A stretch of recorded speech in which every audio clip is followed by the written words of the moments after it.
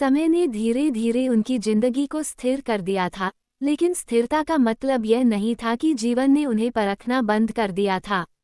आरव अब कॉलेज जाने लगा था और आरोही 12वीं की तैयारी कर रही थी। राघव और अनाया को लगता था कि अब उनकी सबसे बड़ी जिम्मेदारी बच्चों का भविष्य है। उन्होंने अपने रिश्ते को संभाल लिया था, लेकिन अब उन्हें माता पिता के रूप में भी खुद को साबित करना था। एक दिन आरव घर आया तो उसका चेहरा उतरा हुआ था। उसने कहा कि वह अपने दोस्त करण के साथ मिलकर एक स्टार्टअप शुरू करना चाहता है। राघव को ये सुनकर चिंता हुई। उसे लगा कि आरव पढ़ाई छोड़कर जोखिम भरे रास्ते पर जा रहा है। उसने सख्ती से कहा कि पहले पढ़ाई पूरी करो। आरव को ये बात बुरी लगी। उसे लगा कि उसके पिता उसे समझ नहीं रहे। अनाया ने दोनों को शांत करने की कोशिश की। उसने राघव से कहा कि वह आरव की बात पूरी सुने, और आरव से कहा कि वह अपने पापा के डर को समझे। लेकिन इस बार स्थिति अलग थी। राघव को अपने अतीत की गलती याद आ रही थी। वो फिर से कोई फैसला जल्दबाजी में नहीं लेना चाहता था। अगले दिन उसने खुद आरव के साथ बैठकर उसकी पूरी योजना सुनी। आरव ने बताया कि वह एक एजुकेशन ऐप बनाना चाहता है जो छोटे शहरों के बच्चों को सस्ती और आसान पढ़ाई का साधन दे सके। उसकी बातों में आत्मविश्वास था। राघव को अपने बेटे में वही जिद और जुनून दिखा जो कभी उसमें था। उसने कहा कि वह एक शर्त पर मदद करेगा, पढ़ाई नहीं छोड़ेगा और हर कदम सोच समझकर उठाएगा। आरव मान गया। आरोही इस सब को चुपचाप देख रही थी। उसके मन में भी एक सपना था। वह मनोविज्ञान पढ़ना चाहती थी और अपनी माँ की तरह काउंसलर बनना चाहती थी। लेकिन उसे डर था कि कहीं उसके सपने को भी हल्के में न लिया जाए। एक रात उसने अनाया से कहा कि वह अपने करियर को लेकर गंभीर है। अनाया ने उसका हाथ पकड़कर कहा कि वह उसके साथ है। उसने ये भी कहा कि वह अपनी पहचान सिर्फ माँ या पत्नी के रूप में नहीं, बल्कि एक स्वतंत्र महिला के रूप में भी बनाना चाहती थी, और अब वह अपनी बेटी को वही ताकत देना चाहती है। घर में अब बातचीत खुलकर होने लगी थी। कोई बात छुपाई नहीं जाती थी। राघव ने महसूस किया कि परिवार को बचाने के बाद उसे आगे बढ़ाना भी है। कुछ महीनों बाद आरव का ऐप लॉन्च हुआ। शुरुआत में बहुत कम लोगों ने उसे डाउनलोड किया। आरव निराश हो गया। उसे लगा कि उसका सपना टूट रहा है।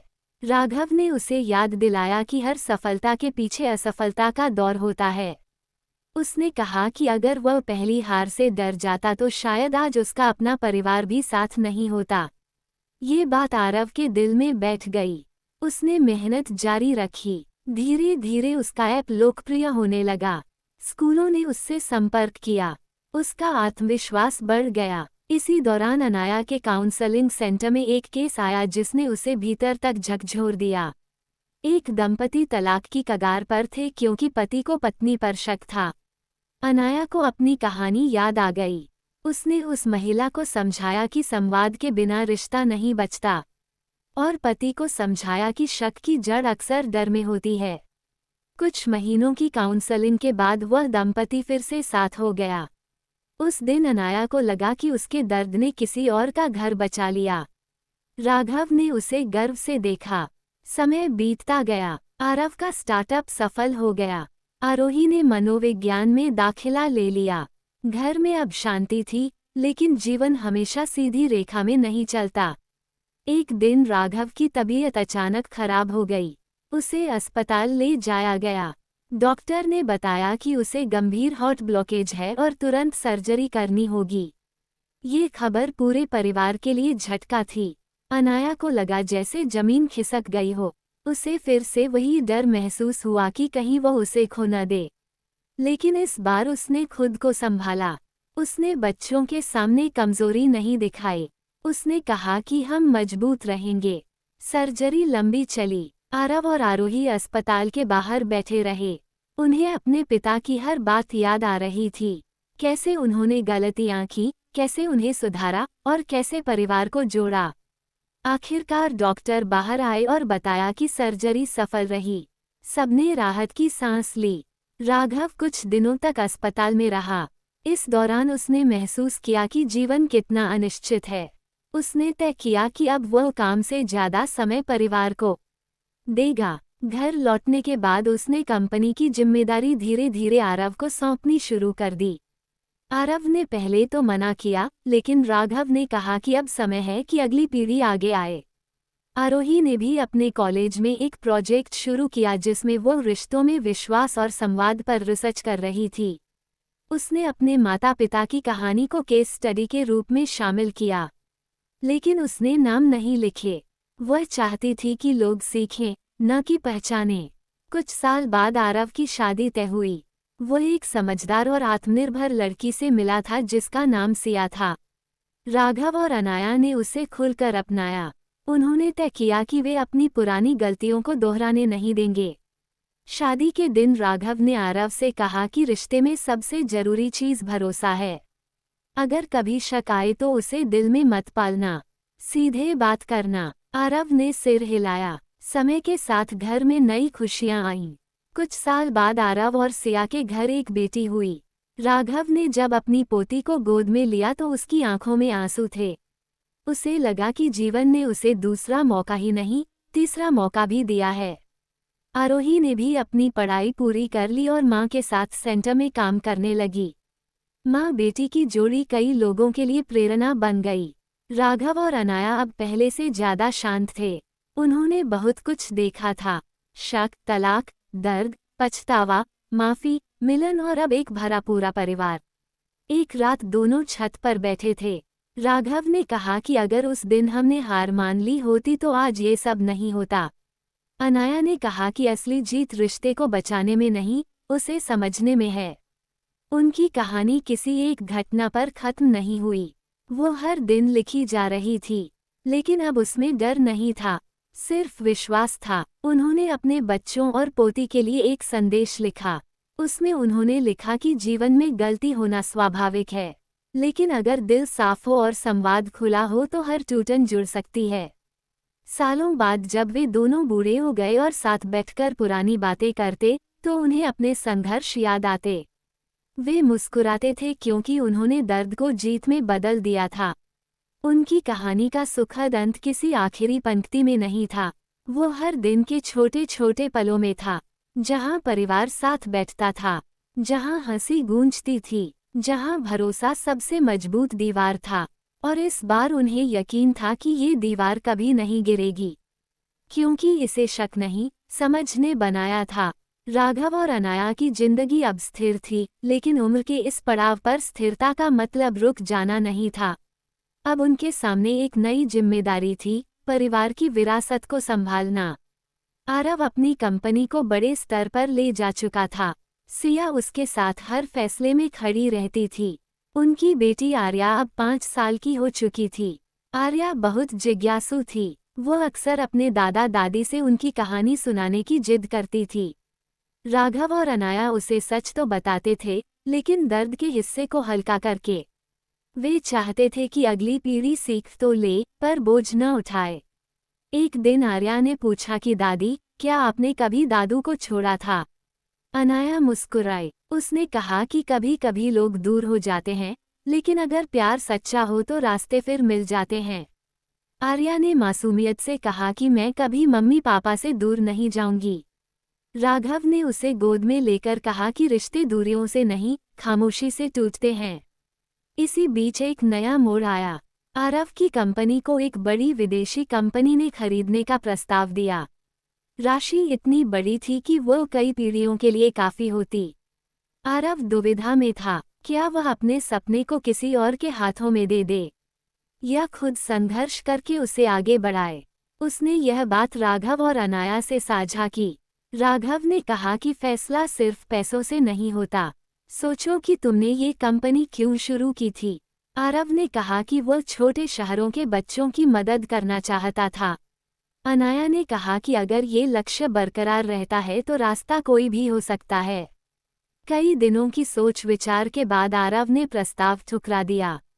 उसने कहा कि वह अपनी कंपनी को खुद आगे बढ़ाएगा। सिया ने उसका साथ दिया। यह फैसला आसान नहीं था, लेकिन संतोष से भरा था। उधर आरोही अपने सेंटर को एक बड़े संस्थान में बदलने की योजना बना रही थी।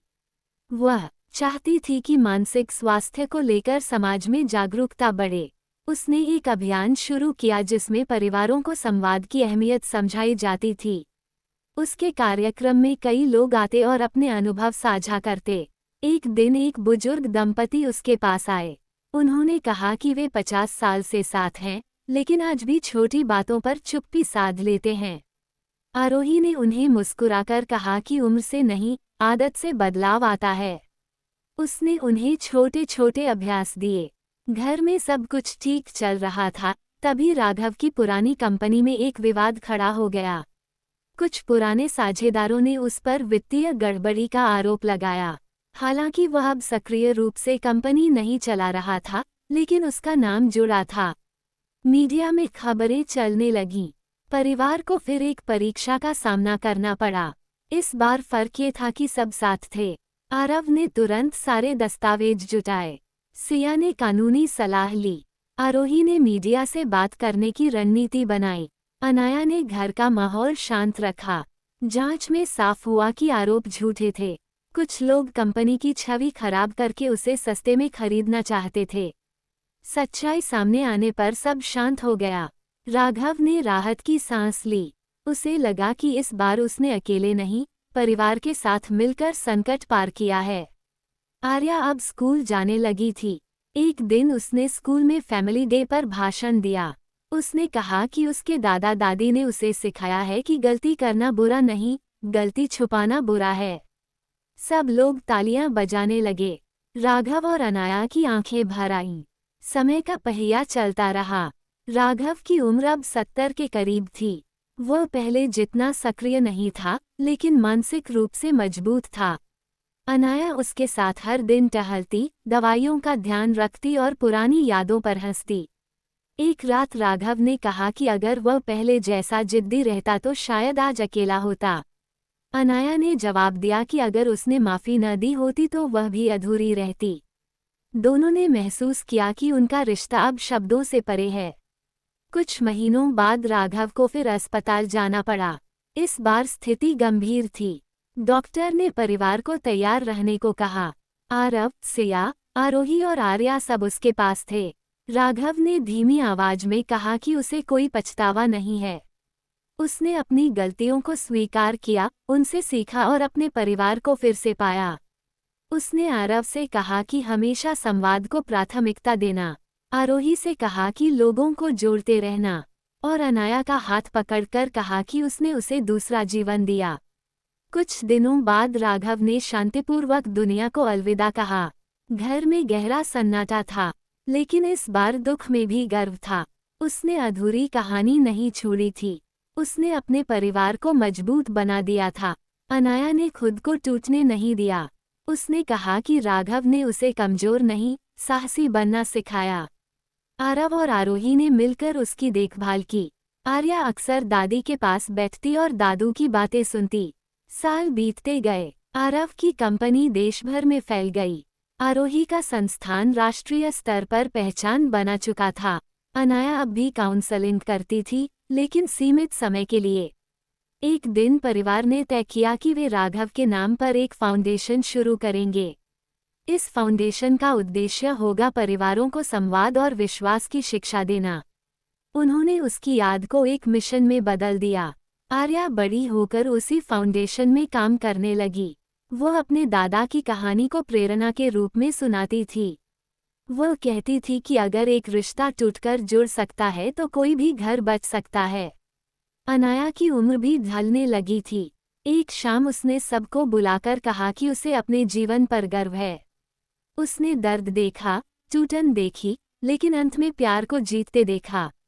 उसने कहा कि उसका सबसे बड़ा पुरस्कार उसका परिवार है। कुछ साल बाद जब अनाया भी इस दुनिया से विदा हुई, तो उसके चेहरे पर सुकून था। वह जानती थी कि उसने अपनी कहानी अधूरी नहीं छोड़ी। उसने शक को माफ़ी में बदला, तलाक को मिलन में बदला और दर्द को ताकत में बदला। आरव, आरोही और आर्या ने मिलकर उनकी विरासत को आगे बढ़ाया। उनके घर की दीवारों पर तस्वीरें थीं, लेकिन असली विरासत उन मूल्यों में थी जो उन्होंने सिखाए। ये कहानी सिर्फ एक पति पत्नी की नहीं थी। ये कहानी थी भरोसे की। ये कहानी थी उस साहस की जो माफ़ी मांगने और देने में लगता है। ये कहानी थी बच्चों की मुस्कान की, जो सबसे बड़ा सच होती है। और इस तरह उनका जीवन एक सुखद अंत पर नहीं, बल्कि एक प्रेरणा पर समाप्त हुआ, जहां हर पीढ़ी ने सीखा कि प्यार कमजोर नहीं करता, मजबूत बनाता है। जहां शक ने एक बार घर तोड़ा था, लेकिन विश्वास ने उसे हमेशा के लिए जोड़ दिया। राघव और अनाया के जाने के बाद घर खाली नहीं हुआ था, लेकिन एक आवाज कम हो गई थी। आरव को पहली बार समझ आया कि जिम्मेदारी सिर्फ कारोबार या परिवार चलाने की नहीं होती, बल्कि उस विरासत को जिंदा रखने की भी होती है जिसे किसी ने अपने अनुभवों से बनाया हो। आरोही ने अपने सेंटर का विस्तार किया, लेकिन अब उसके भीतर एक नई गंभीरता थी। वो हर सेशन में अपने माता पिता का जिक्र नहीं करती थी, लेकिन उनके अनुभव उसकी सलाह में झलकते थे। फाउंडेशन धीरे धीरे आकार ले रहा था। उसका नाम रखा गया विश्वास संवाद ट्रस्ट। इसका उद्देश्य था परिवारों में संवाद की संस्कृति बनाना। आरव ने टेक्नोलॉजी का इस्तेमाल करते हुए एक ऑनलाइन प्लेटफॉर्म बनाया जहां लोग गुमनाम रहकर अपने रिश्तों की समस्या साझा कर सकते थे। आरोही और उसकी टीम उन सवालों के जवाब देती थी। शुरुआत में सब ठीक चल रहा था, लेकिन एक दिन प्लेटफॉर्म पर एक पोस्ट आई जिसने आरव को बेचैन कर दिया। उस पोस्ट में लिखा था कि एक बड़ा सामाजिक संगठन लोगों की निजी कहानियों का इस्तेमाल अपने फायदे के लिए कर रहा है। पोस्ट में सीधे फाउंडेशन का नाम नहीं था, लेकिन इशारा साफ था। आरव ने तुरंत टीम मीटिंग बुलाई। उसने कहा कि अगर कोई कमी है तो उसे तुरंत ठीक करना होगा। आरोही ने डेटा की जांच करवाई। सब कुछ सुरक्षित था, किसी की जानकारी लीक नहीं हुई थी। फिर भी सोशल मीडिया पर चर्चा बढ़ने लगी। कुछ लोग सवाल उठा रहे थे कि क्या व्यक्तिगत अनुभवों को सार्वजनिक मंच पर लाना सही है। आरव को लगा कि यह सिर्फ अफवाह नहीं, कोई सुनियोजित हमला हो सकता है। सिया ने सुझाव दिया कि पारदर्शिता सबसे बड़ा जवाब है। उन्होंने एक खुला वेबिनार आयोजित किया। उसमें उन्होंने फाउंडेशन की पूरी कार्यप्रणाली समझाई। लोगों ने सवाल पूछे और टीम ने हर सवाल का जवाब दिया। धीरे धीरे स्थिति शांत हुई, लेकिन ये घटना एक चेतावनी थी। आरव ने महसूस किया कि जैसे उसके पिता के समय साजिश हुई थी, वैसे ही सफलता के साथ विरोध भी आता है। उसने तय किया कि वह हर कदम सावधानी से उठाएगा। उधर आरोही के जीवन में भी एक बदलाव आ रहा था। वह अपने एक सहकर्मी, नील, के साथ ज्यादा समय बिताने लगी थी। नील शांत स्वभाव का था और रिश्तों को समझने में गहरी पकड़ रखता था। आरोही को उसके साथ सहज महसूस होता था, लेकिन उसने खुद को जल्दी किसी रिश्ते में बांधने से रोका। एक दिन नील ने साफ शब्दों में कहा कि वह आरोही को पसंद करता है। आरोही चुप रही। उसने कहा कि वह रिश्तों को लेकर बहुत सावधान है। उसने अपने माता पिता की कहानी देखी थी। वह जानती थी कि प्यार खूबसूरत है, लेकिन विश्वास के बिना अधूरा है। नील ने कहा कि वह इंतजार करेगा। आरोही ने पहली बार महसूस किया कि धैर्य भी प्यार का हिस्सा होता है। इसी बीच आर्या किशोरावस्था में प्रवेश कर रही थी। उसके मन में कई सवाल थे। वह सोशल मीडिया पर सक्रिय थी। एक दिन उसने अपने दादा दादी की पुरानी कहानी का एक हिस्सा पढ़ लिया जो किसी ब्लॉग पर लिखा गया था। उसने अपने पिता से पूछा कि क्या सच में परिवार टूट गया था। आरव ने उससे सच नहीं छुपाया। उसने कहा कि हाँ, लेकिन उन्होंने फिर से जुड़ने का फैसला किया था। आर्या ने पूछा कि क्या वह डरते नहीं थे। आरव ने जवाब दिया कि डर था, लेकिन उससे बड़ा प्यार था। आर्या ने कहा कि आज के समय में लोग जल्दी हार मान लेते हैं। ये बात सुनकर आरव को लगा कि नई पीढ़ी को भी रिश्तों की गहराई समझानी होगी। फाउंडेशन ने स्कूलों में वर्कशॉप शुरू की। आर्या ने भी एक सेशन में हिस्सा लिया। उसने अपने अनुभव साझा किए कि कैसे परिवार की कहानी ने उसे मजबूत बनाया। कुछ समय बाद एक बड़ी मीडिया कंपनी ने फाउंडेशन पर डॉक्यूमेंट्री बनाने का प्रस्ताव दिया। आरव और आरोही दुविधा में थे। क्या निजी संघर्ष को सार्वजनिक करना सही होगा? लेकिन अगर इससे हजारों परिवारों को प्रेरणा मिल सकती है तो शायद ये कदम जरूरी था। उन्होंने शर्त रखी कि कहानी को सनसनीखेज तरीके से नहीं दिखाया जाएगा। डॉक्यूमेंट्री बनी और प्रसारित हुई। लोगों ने सराहा कि इसमें दिखाया गया कि गलती के बाद भी जीवन आगे बढ़ता है। नील ने इस दौरान आरोही का साथ दिया। धीरे धीरे दोनों का रिश्ता गहरा होने लगा। एक दिन आरोही ने कहा कि वह डर के कारण खुद को रोक रही थी। नील ने जवाब दिया कि डर होना गलत नहीं, उसे स्वीकार करना जरूरी है। आरोही ने पहली बार अपने दिल को खुला छोड़ा। उन्होंने शादी का फैसला किया। ये निर्णय जल्दबाजी में नहीं था, बल्कि समझ और संवाद पर आधारित था। शादी सादगी से हुई। आर्या ने अपनी बुआ की शादी में खास भूमिका निभाई। आरव को अपनी बहन के चेहरे पर वही संतुलन दिखा जो उसने अपनी मां में देखा था। जीवन आगे बढ़ रहा था, लेकिन चुनौतियां खत्म नहीं हुई थीं। फाउंडेशन के खिलाफ एक कानूनी नोटिस आया। किसी ने आरोप लगाया कि उनकी सलाह से एक परिवार ने गलत निर्णय लिया। मामला गंभीर था। आरव और आरोही ने उस केस की पूरी फाइल देखी। उन्हें पता चला कि उस परिवार ने सलाह के कुछ हिस्से को तोड़ा मरोड़ा था। फिर भी जिम्मेदारी से भागना विकल्प नहीं था। उन्होंने खुद उस परिवार से मुलाकात की। कई बैठकों के बाद मामला सुलझा। उन्होंने सीखा कि सलाह देना आसान है, लेकिन हर व्यक्ति उसे अपने संदर्भ में समझता है। इसलिए उन्होंने अपने प्लेटफॉर्म पर स्पष्ट दिशा निर्देश जोड़े। आर्या अब कॉलेज की तैयारी कर रही थी। वह मनोविज्ञान और टेक्नोलॉजी दोनों में रुचि रखती थी। उसे लगा कि वह अपने पिता और बुआ के काम को जोड़ सकती है। एक रात वह अकेले बैठी सोच रही थी कि क्या हर रिश्ते को बचाया जा सकता है।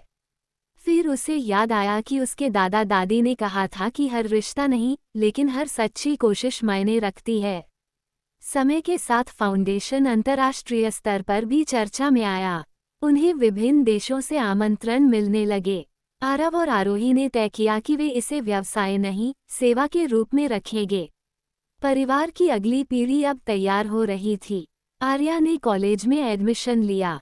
उसने एक प्रोजेक्ट शुरू किया जिसमें डिजिटल युग में रिश्तों की चुनौतियों का अध्ययन किया। उसने पाया कि आज के समय में संवाद कम और अनुमान ज्यादा हैं। उसने अपने दादा की डायरी पढ़ी जिसमें लिखा था कि अनुमान ही शक को जन्म देता है। आर्या ने उस विचार को अपने शोध का आधार बनाया। उसका पेपर सराहा गया। उसे महसूस हुआ कि विरासत सिर्फ नाम से नहीं, विचार से चलती है। घर में अब 3 पीढ़ियों की यादें थीं और 2 पीढ़ियां सक्रिय थीं। हर निर्णय में अतीत की सीख और भविष्य की योजना साथ चलती थी। एक दिन आरव ने कहा कि उन्हें फाउंडेशन की जिम्मेदारी धीरे धीरे युवा टीम को देनी चाहिए। आरोही ने सहमति जताई। उन्होंने तय किया कि वे मार्गदर्शक की भूमिका में रहेंगे। जीवन अब स्थिर नहीं, बल्कि परिपक्व था। हर दिन नई चुनौती लाता, लेकिन अब प्रतिक्रिया घबराहट से नहीं, समझ से होती थी। उनकी कहानी खत्म नहीं हुई थी। वह बदलते समय के साथ नए अध्याय लिख रही थी।